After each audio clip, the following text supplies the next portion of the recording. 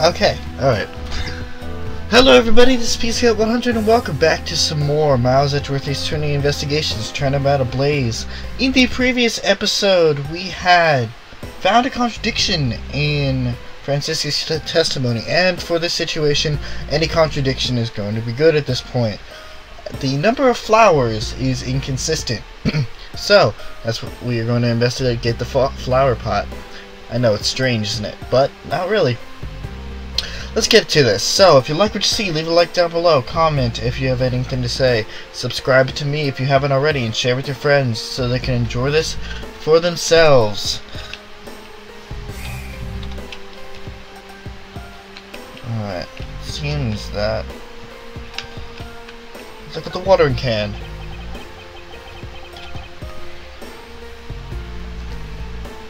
This watering can has a rather robust design. Mr. Edgeworth, why are you telling us stuff we can clearly see for ourselves?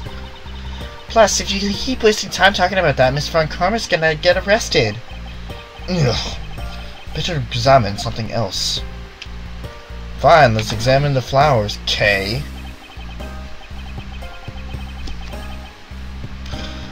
The name of these flowers, I believe they're called passion flowers. Despite being called flowers, they're actually a species of vine. They appear to be growing well and are well supported by these plant supports. Yeah, but no matter how I look at it, there looks like there's only two here to me. You realize... Whoa, that's tickling my throat. I don't know if that's a good thing. That shouldn't be a good thing. You realize, don't you, sis? Your new lie has failed you. Ugh! Miles Edgeworth! Hurry up and shut this man up for me already. I suppose I will need to use some evidence to shut him up, won't I? I believe we have the evidence. I believe I have just the piece of evidence you require. Oh, you do you? With such confidence in the face of your current plight. But I highly doubt it'll last you to the end. You howl like a wolf, Agent Lang. But we'll see if you have any bite to back up that bark if you see the evidence. The truth behind the truth the passion flowers reveal can be seen in this piece of evidence. I have no idea.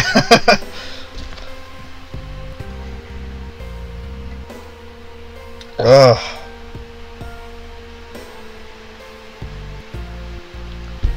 Stop it. Send! Jeez. The truth the passion flowers reveal can be seen in this piece of evidence. Do I have the evidence?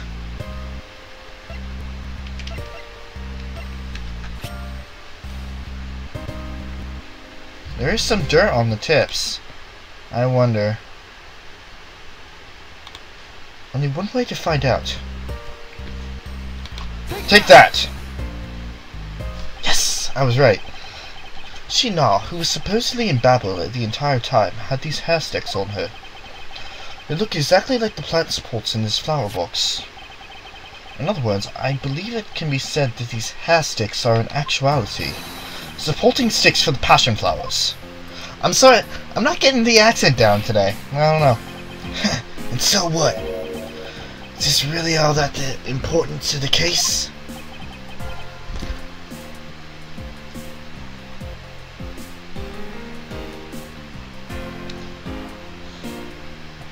Of course it is. It means that we found yet another item that was smuggled between the countries tonight. Ugh! Okay, the tickle in my throat is actually really bothering me. Hold on a sec. Sparkling water. Probably not the best thing to do, but...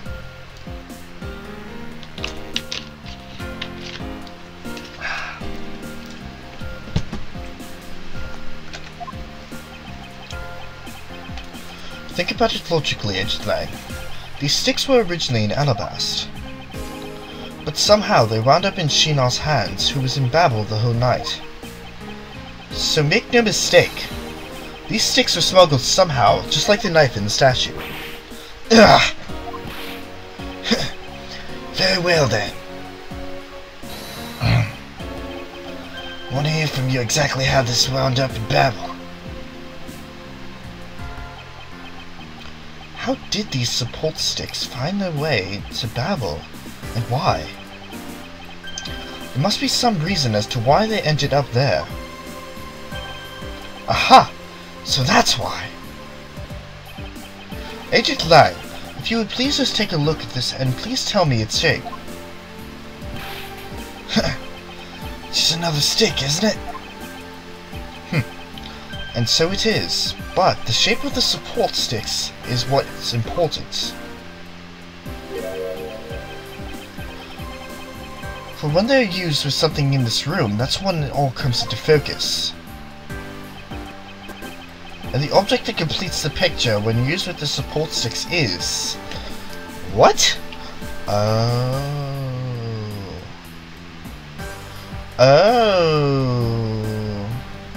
I don't get it.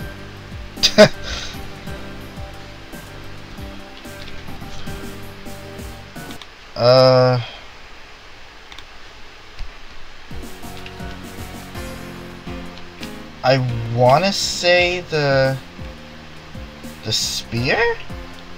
Take Eureka! Nope.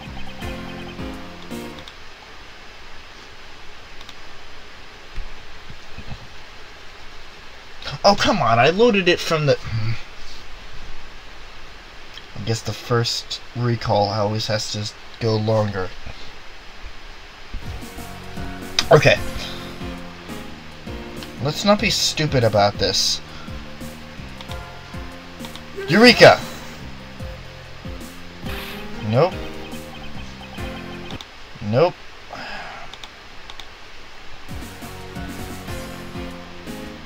Knives? Eureka! And I don't have the sticks to look at.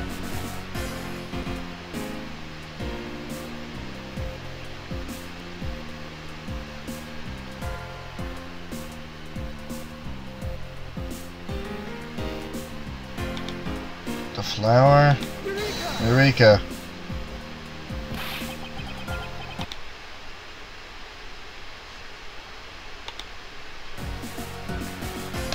I'm such an idiot.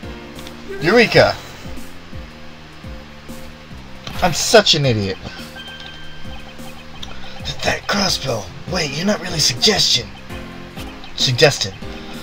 I am. These hair sticks, or rather plant support sticks. They make for the perfect arrows. Ah!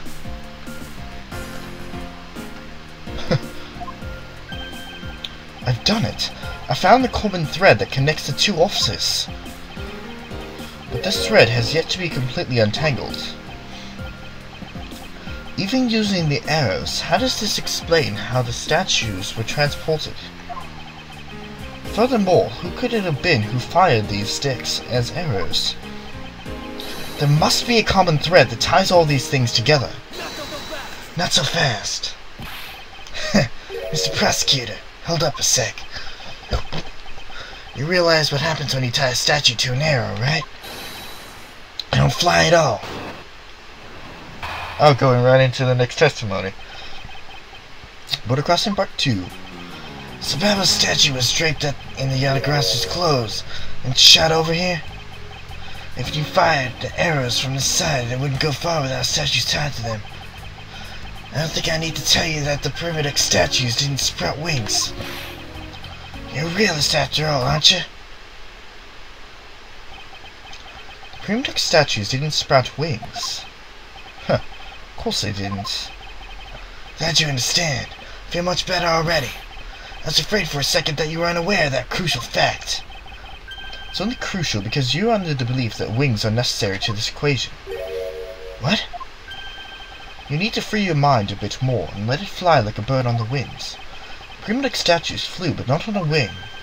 Allow me a bit of your time and explain this mysterious phenomenon to you.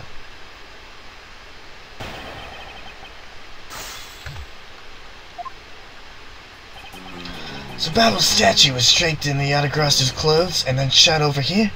Hold it! But that incredible scene you just happened to have caught on film resulted in this photo. Heh! What an incredible scene it was! This photo was taken by such a freelance photojournalist, right? Yes, so I hear. Not every photojournalist is known to be an honest, right? Especially not the ones that sell photos of spirits and giant creatures to the tabloids. Spirits are real. Yes, I know what you mean. I've seen those sorts of photos many a time in court.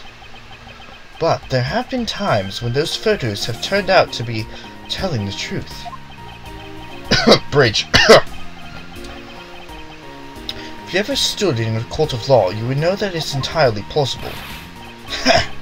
You really believe the stuff you're spewing right now. The courtroom certainly is a strange place if what you say is true. But there is something odd about that photo no matter how you look at it.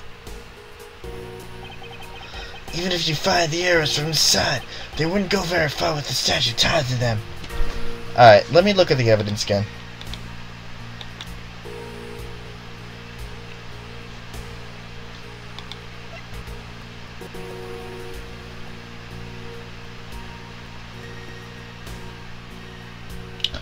I wonder...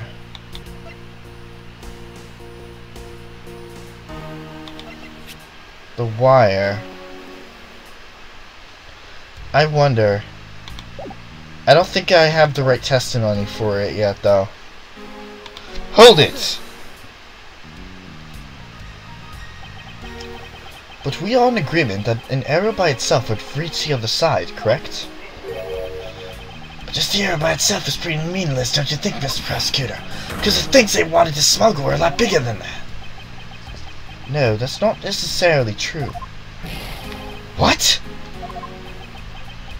What I need right now is not further discussion on my conclusions. It's the launching of my conclusions. What the shooter wanted to launch with the crossbow is not the statues themselves, but rather something a crossbow can launch to be... Uh-huh. It wasn't a statue that was tied to theirs, but one did cause... I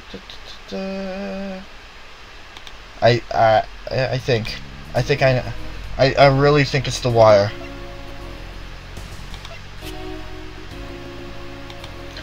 Take objection.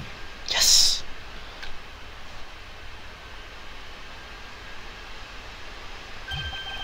Finally, we have reached this point in our discussion.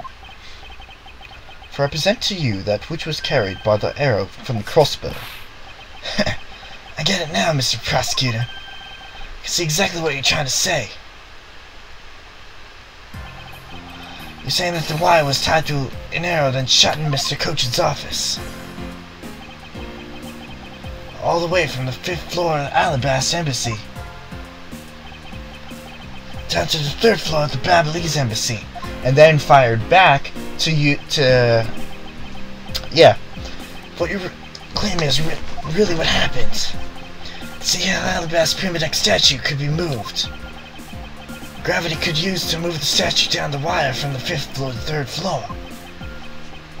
But then, what about Babel's prima deck statue? The dark shadow in this photo is clearly flying away from Babel. At an up angle. Going the opposite way of gravity from the 3rd floor of Ablaze Embassy up to the 5th floor of the Alabaster Embassy. How do you explain that? Aha! I think I finally see how the gears behind this whole trick works. Agent Lang, the motion used behind this trick. I wonder... It's in the clock. I wonder if you have yet to envision it in your head. Motion? What motion? This is the motion that was employed to smuggle Babel's prima deck statue. Rotary motion. I believe it was done via rotary motion. And the two statues were transported simultaneously. Not so fast. Simultaneously. Get real, the statues would collide somewhere along the way. Objection! Did I ever say that there was only one line of wire between the two offices? Shot an arrow with the two ends of the wire tied to it. A circular belt can be formed. Not so fast! Langsy says, don't object and call a success what is beyond reasonability. Taking into account the tension differences between the two wires. Top one would sag too much to the point where the statues would collide anyway. Objection! Agent Lang. As you know, the Primitive statue is a one-of-a-kind national treasure. And the fact that Babel's statue is a hollow replica of the real statue, it would naturally be lighter than the real one, meaning that my idea is very possible. Langsy says, "Ow!" Oh, excuse me. Oh! Here's what I believe happened. Miss Yu and her mysterious co-conspirator set themselves in two different rooms. The co-conspirator bridged the rooms by shooting the two ends of the wire down on one arrow. Then the two of them covered the statues and proceeded to transport them. After the switch was completed, another arrow was fired, carrying the other end of the wire down to Babel, where it was to be disposed of. And to do that, Miss Yu hid it inside the great-grandfather clock.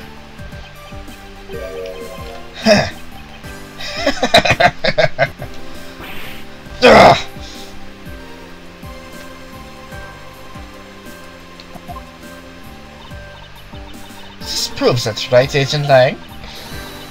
Is that I'm not the killer? Not yet, sis. I haven't had my dessert yet. Right, Mr. Prosecutor. The proof is in the pudding, as it were. But it is a nice dessert.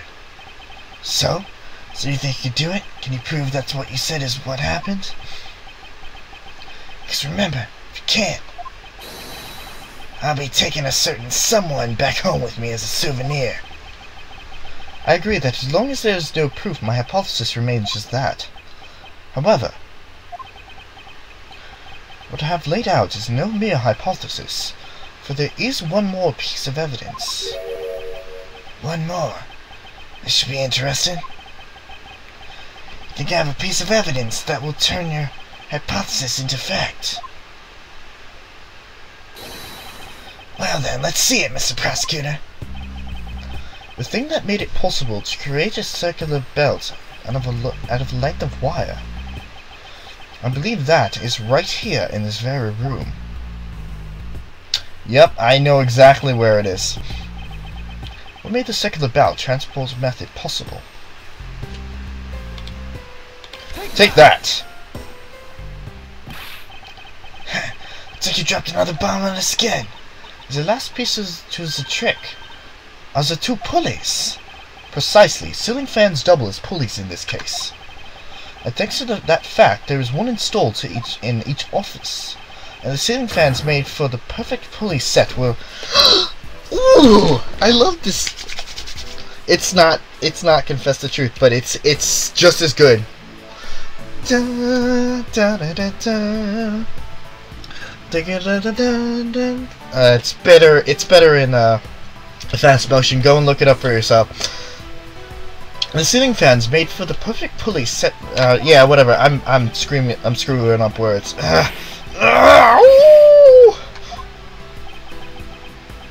This must be it. This is how the smugglers bypass the impenetrable security.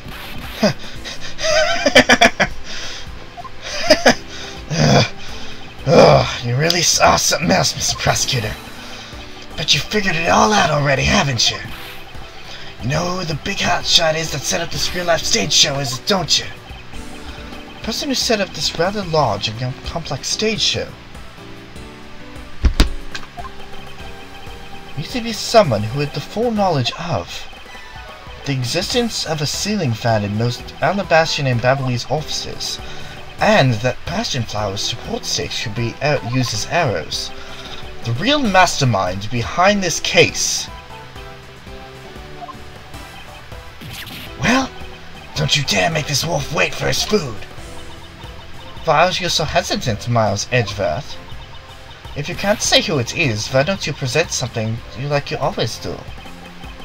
A single point of the finger here in this case will explode into an international incident. However, it's already too late for me to stop the forward momentum. It appears that I have no choice now but to rush in. There is a piece of evidence that will point us to who the mysterious mastermind is.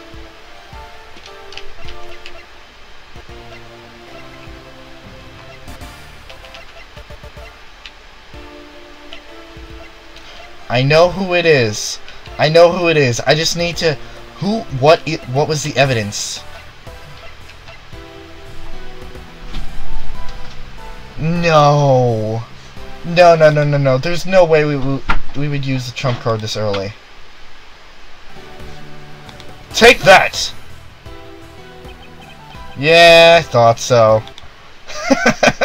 There is no way they would have pulled out the trump card that early. Yes, I say... Yeah, whatever. I say this early because the case, as Edward said, it would explode into an international incident, which means it's not going to be easy for us to put the mastermind behind bars. We're going to have to push and pull a little bit. But we can finally reveal who it is once it stops glitching out. We're so close to revealing the big guy for all of this, and this technology is just working against me in every single way. I knew who it was from the beginning, just because I watched playthroughs of these cases, so it's not completely blind. But all right, it's got to be the passion flowers. Take that. Smuggling could not have been possible without the use of the crossbow. Furthermore, the arrows that were shot by the crossbow were plucked, as it were, from the flower box in this very room. They were planted so as long as the passion flowers had the time to grow so big that Miss Von Karma didn't even notice the arrows when she visited his room today. On top of this all, the fact that the culprit knew that both offices had ceiling fans tells us that the person has very detailed information on the embassy's layout. So as you may have already guessed, the person I am accusing of hatching this plan is the person who grew the flowers in the flower box with the utmost care. Thus, it can only be you, Turpicus Alba.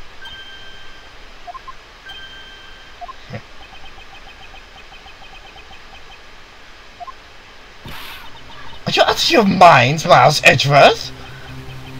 I'm certain of what I'm saying, and I'm sure that he is the culprit.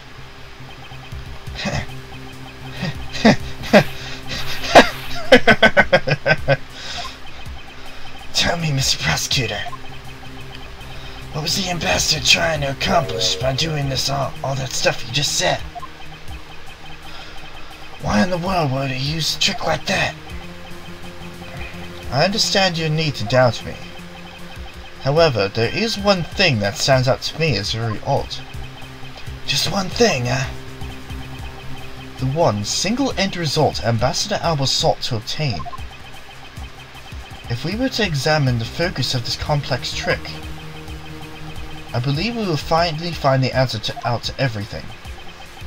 Everything will become clear once we examine this piece of evidence. The statue, right?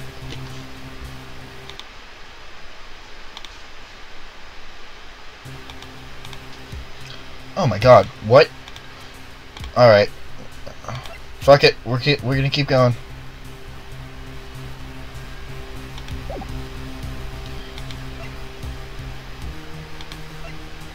Oh, where is it?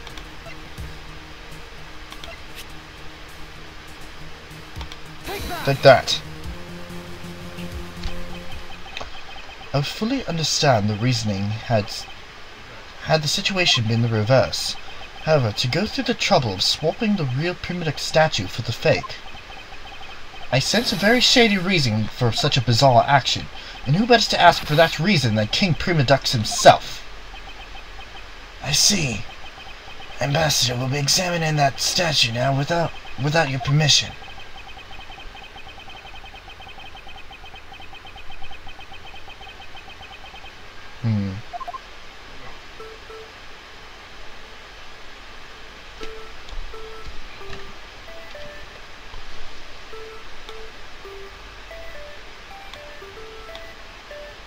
Uh-huh.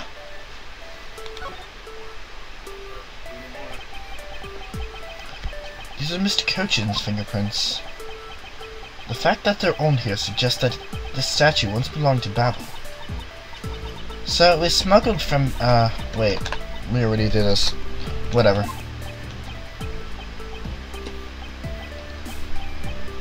Why was there a need for them to smuggle it in? Alright, so that's not what we want to examine.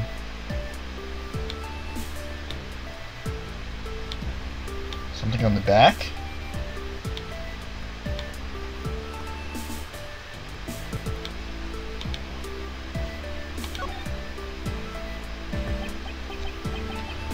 A shield, huh? There doesn't seem to be anything unusual about it. I bet it's supposed to mean that the guy is protecting something. I don't think it's supposed to have that deep a meaning behind it. In that case, what are we wasting time at this for? Let's look at some other area. What are we looking at here? You know what? I think I'm going to end off the episode here, and in the next episode we're going to find out exactly what we need to look at. So, with that, I will see you guys. Hold on. Whoop. Shoop shoop be doop.